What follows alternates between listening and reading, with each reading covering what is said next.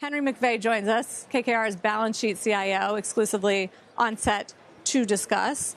Perfect day to have you, Henry. And I should note and give you props that you came on, when was it, when you came on and sort of pounding the table on Japan? Yep, we had a few months ago. We had just gotten back from Japan, and we came down. We spoke with you, and we were saying that we thought they were exiting deflation and ready for a breakout. We've been. Was that 30% away? Yeah, 30% ago? Continue to be for the past couple of years really busy in Japan. A lot of these companies are selling their subsidiaries, so it's really active for private equity around corporate carve-outs. We've done deals with Panasonic, Pioneer, Hitachi, and many of them have 100 up to 500 subsidiaries, and so they're looking to create value. So there's a change going on there. It's really, I just was back in Hong Kong since that trip. I mean, China is having deflation or disinflation. At the same time, Japan is kind of breaking out. So you had mentioned we're definitely seeing an asynchronous recovery. I mean, we all came up where you'd have one global recovery. Think about last week. China eased, the ECB raised rates, and the Fed skipped, right? I know. That's why I'm very excited for this policy panel next Wednesday in Sintra, Portugal.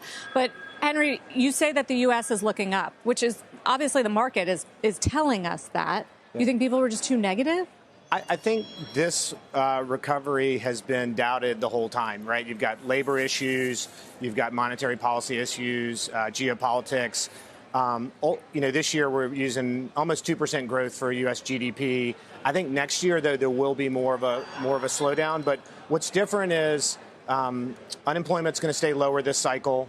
The second thing is that there's still a housing shortage. In 2008, there was way too much supply of housing. And then the third thing is there's been a pretty amazing fiscal impulse between the IRA as well as, when your CEOs come on, what are they talking about? They're talking about spending on AI. They're talking about spending on cyber. So there's a CapEx cycle maybe that we haven't had during past slowdowns. It's keeping a little more momentum. Does that explain the headline this morning? McVey says investors are poorly positioned for U.S. economic growth?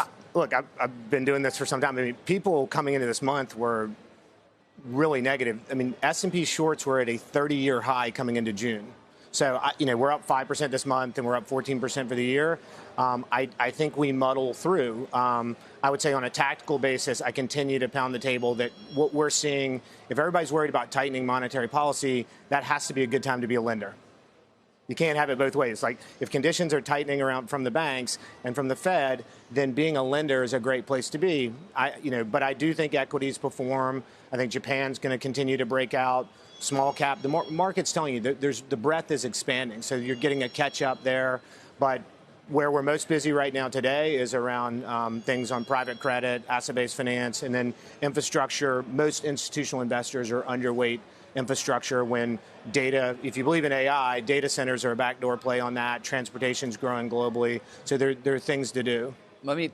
Private credit has grown so enormously. Yeah. We follow it sort of occasionally here. Yeah. Just give me your perspective on how much more it can and what that growth actually means, broadly speaking. Obviously, as somebody who is the balance sheet CIO of KKR. Yeah. Whatever that means, by the way. Well, I think back in 2015, we cut our dividend and just started compounding our capital and putting more in our funds. And so that's grown to about $25 billion. So there's definitely skin in the game there.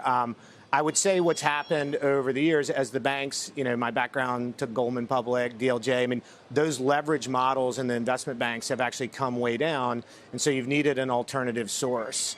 Right now, with deposits leaving the system, the banks can't make the loans. You've had a fair amount of issues around some of the big banks with real estate credit or LBO credit. So what's happened is the private credit markets have come in. I think you've seen growth in the insurance business where they want to have more of that illiquidity premium.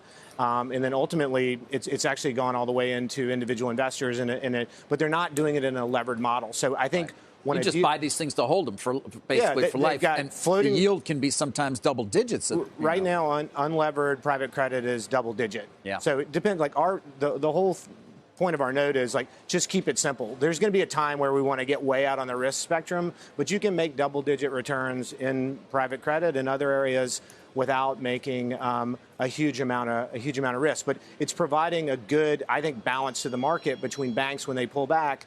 You may have to pay a little bit more, but you can actually get something done. And if companies want to invest in their businesses, you want to make acquisitions, you want to grow internationally, you're going to need some source of capital right now.